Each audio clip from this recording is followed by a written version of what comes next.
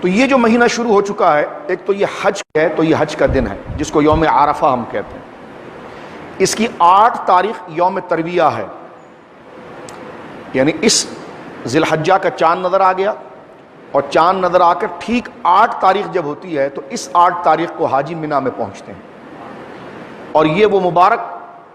اور مقدس دن ہے کہ جس کو یوم ترویہ کہا جاتا ہے۔ 8 کے بعد جیسی 9 کا دن لگتا ہے یہ یوم عرفہ ہے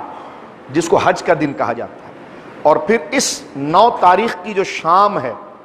9 تاریخ کا جب دن ڈھل رہا ہوتا ہے، آپ اگر عرفات کے اندر جو حاجی موجود ہوتے ہیں وہ ظہر و عصر کو ایک خاص حکم کے تحت ملا کر پڑھتے ہیں، اور اس کے بعد جیسی مغرب کا وقت داخل ہونے لگتا ہے اور غروب ہوتا ہے، تو یہ جو غروب کے چند منٹ ہے،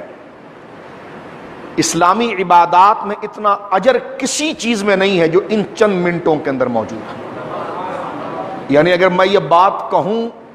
تو بیجا نہ ہوگی کہ رمضان شریف اپنی پوری ساعتوں اور کرامتوں کے ساتھ، کتنا بڑا مہینہ ہے رمضان، رمضان شریف اپنی تمام برکتوں کے ساتھ اور بڑے کمال کے ساتھ، لیلۃ القدر اپنی تمام شانوں کے ساتھ ان چند منٹوں کا مقابلہ نہیں کہ جو چند منٹیں حاجی کو جو عرفات کے میدان میں ملتے ہیں، کہ جس وقت سورج غروب ہو رہا ہوتا ہے اور اللہ رب العالمین آسمان اول کی طرف کرم فرماتا ہے، اس کی توجہ، اس کی رحمت کی توجہ آسمان اول کی طرف ہوتی ہے، اور پھر جو حجاج عرفات کے میدان میں موجود ہوتے ہیں تو ان کے گناہ کبیرہ چاہے وہ توبہ کریں تو بہت اچھا،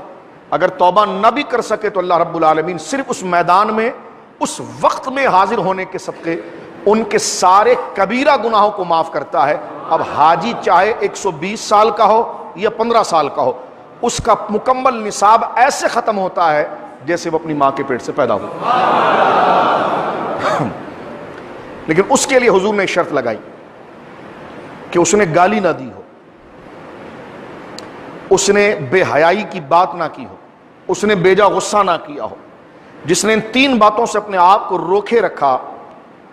تو فرمایا کہ وہ ایسے ہو گیا جس طرح کہ اپنی ماں کے پیٹ سے وہ پیدا ہوا ہے،